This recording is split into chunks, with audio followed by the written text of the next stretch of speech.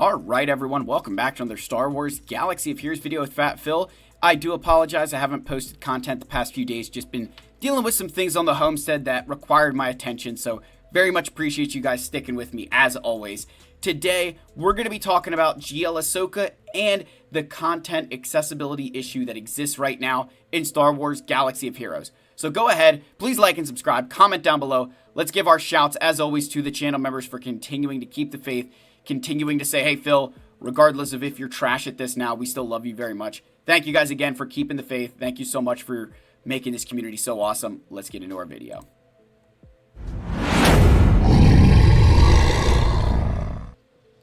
So as I said, today we're going to be discussing the content accessibility issue inside of Star Wars Galaxy of Heroes. And if I'm being completely honest, I think the first place that this really comes out, in my opinion, was sort of with these Ahsoka requirements, right? That the Ahsoka requirements are pretty steep.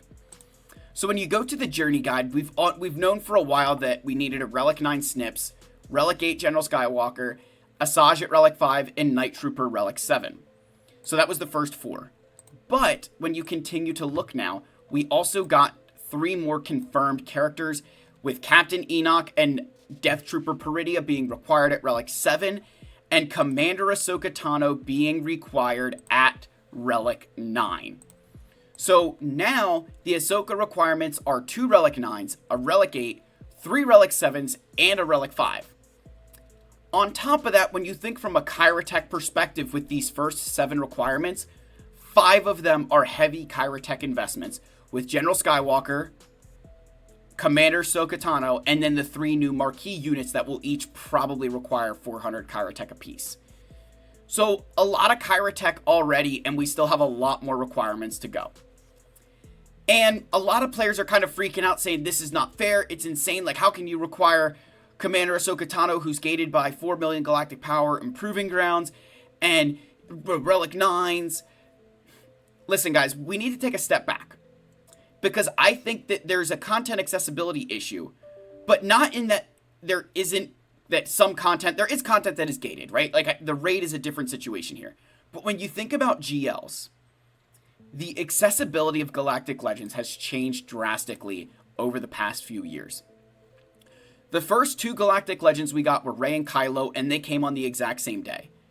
Then later on, we got Jedi Master Luke and Sith Eternal. Again, exact same day. Jedi Master Luke and Sith Eternal had steeper requirements than Rey and Kylo, and I would think most players would say that. It's much easier to get Rey and Kylo than it is to get Sith Eternal and Jedi Master Luke. So they upped the ante. Then, with Jedi Master Kenobi, they did not release a Darkside Galactic Legend with him. We got Lord Vader at a different date, and Kenobi upped the ante again on how difficult it was to obtain him, with then Lord Vader making it even more challenging than Kenobi was. So through the first 6 Galactic Legends, there was a steady progression of the difficulty between them, that each time it got progressively harder to obtain, which makes sense. Then Jabba came, and his requirements much more player-friendly than Lord Vader's and even Jedi Master Kenobi's were.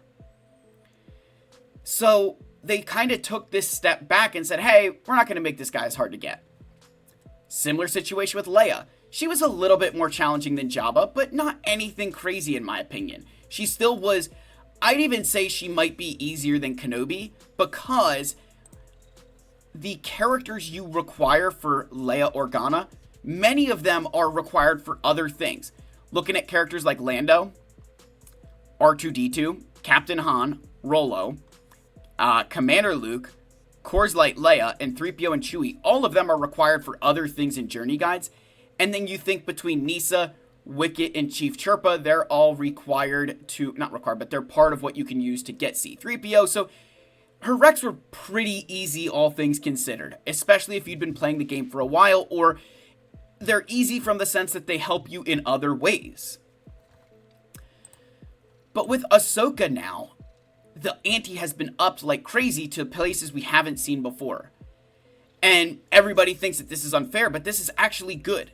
Because a lot of you are in this position where you're sitting there like, Phil, I don't know what to farm. Is it Leia, Jabba, or should I, finish off the Lightspeed bundles? Or do I get Cal, or Jar Jar, or Starkiller, or Grand Inquisitor, or Bo, or, the list goes on and on and on.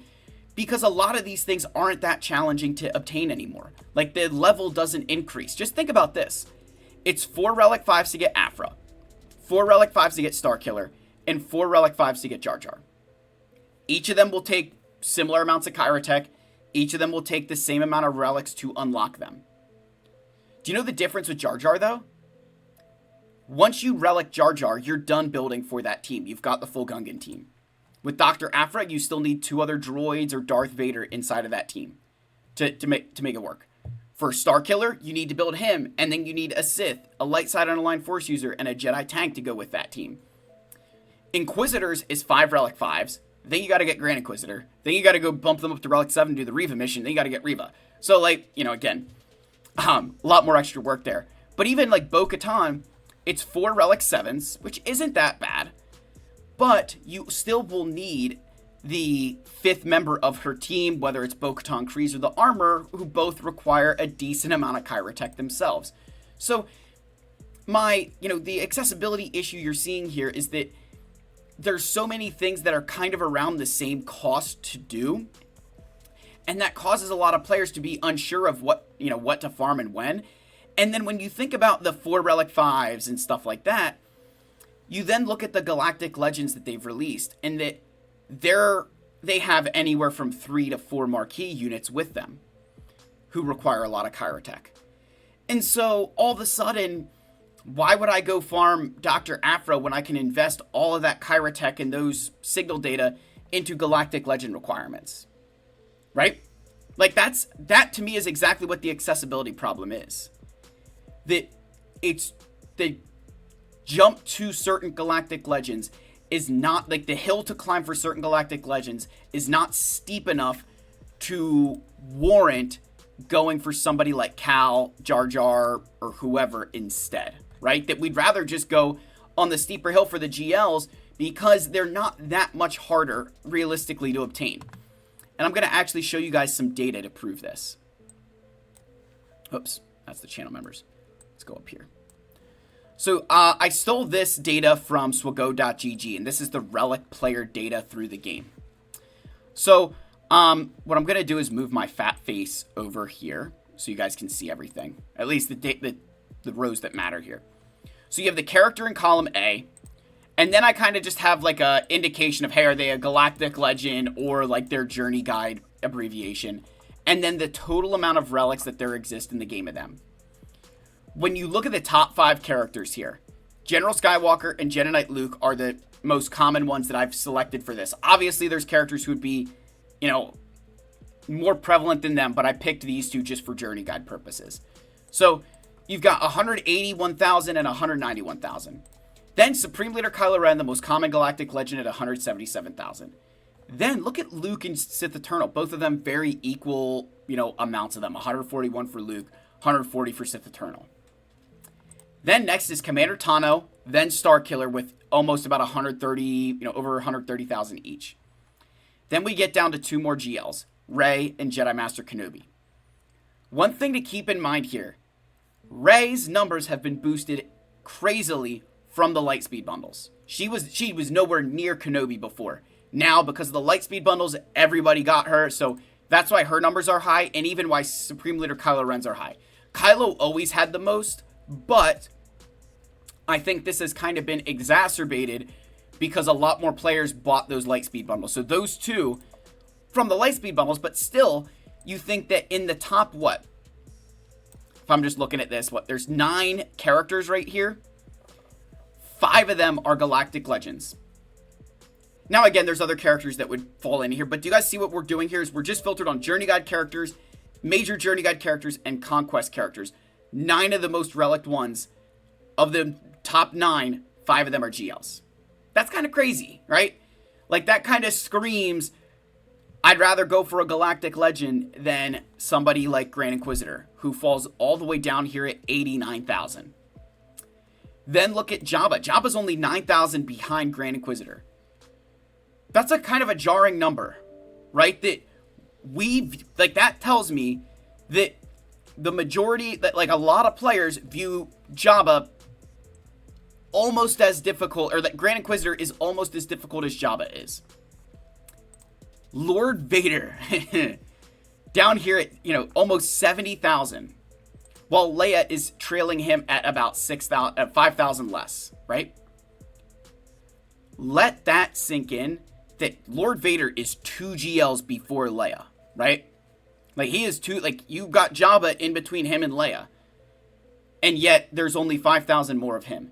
Because he's so expensive. All you're going to say because he's trash, he's not trash, get over yourself. It's because he's expensive, because he required 4 Relic 8s.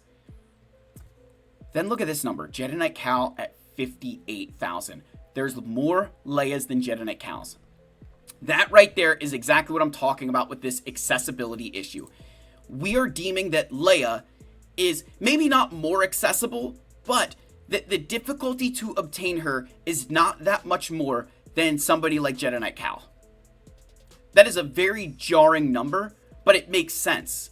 Because, one, you'd rather have that Galactic Legend from a performance perspective.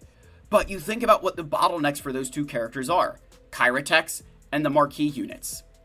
I asked a lot of my channel members what their bottlenecks were. And the one resounding one I always heard was Kyratech. And that explains a lot about why we see the numbers of these Galactic Legends versus Journey Guide characters that we do. Why are you going to go spend 4 Relic 5s on Dr. Aphra when I could put those towards a GL? Or even put them towards Jar Jar. Which also, side note, how the hell are there 2 Relic Luthen Reals, right? Like, what the hell? But let that sink in that there's already 21,000 Jar Jars in this game. Right? There's already 21,000 Relic Jar Jars in this game.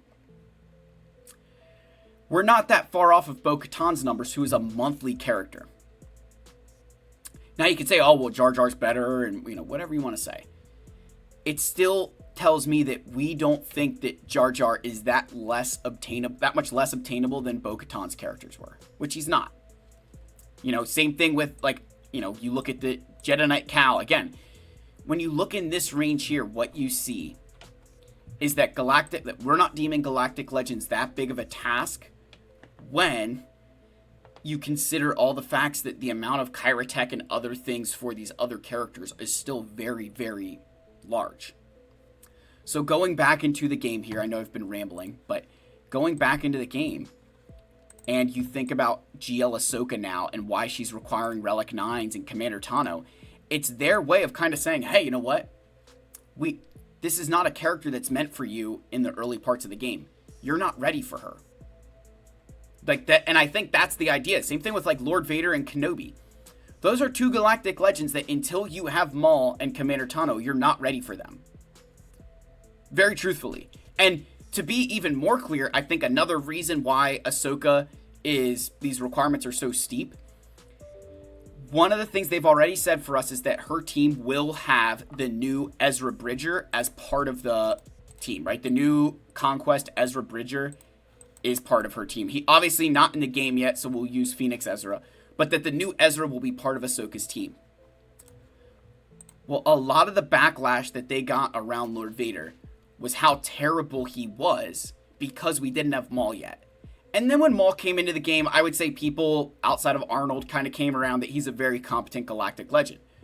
But like we forget that like Kenobi without Commander Tano can't really beat Padme or General Skywalker. Like, he's really bad without Commander Tano.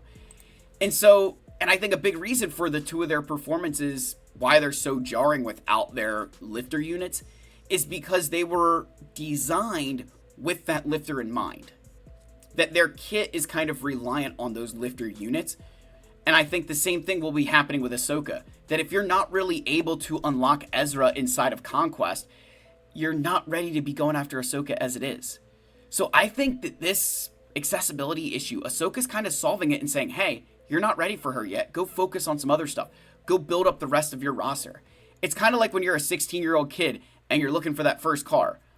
Your parents taking you to the Porsche dealer and saying, hey, go pick something out here? No, right? They're not telling you to go get the Porsche. They're like, hey, why don't you go get the Civic? Why don't you maybe go look at that, Dodge Intrepid or, if you're me, like Mazda 6, right? You're not looking at that brand new shiny thing as your first car. You got to work yourself up to it. Maybe you can't even afford it. 1, 2, you don't know how to drive it. Like, I'm sorry, but driving a Porsche is far different than driving your Dodge Intrepid. Hey, that's the same thing with Galactic Legends. You're not ready for Ahsoka early in this game because what's going to be required of her and her team. Think about just how different how much Galactic Legends have changed, how much more complicated their kits are, but even their teams, right? So, I want to end this and say that I think it's a good thing. I think they're trying to say, hey, you shouldn't be worried about this character until you've gotten some other stuff in your account.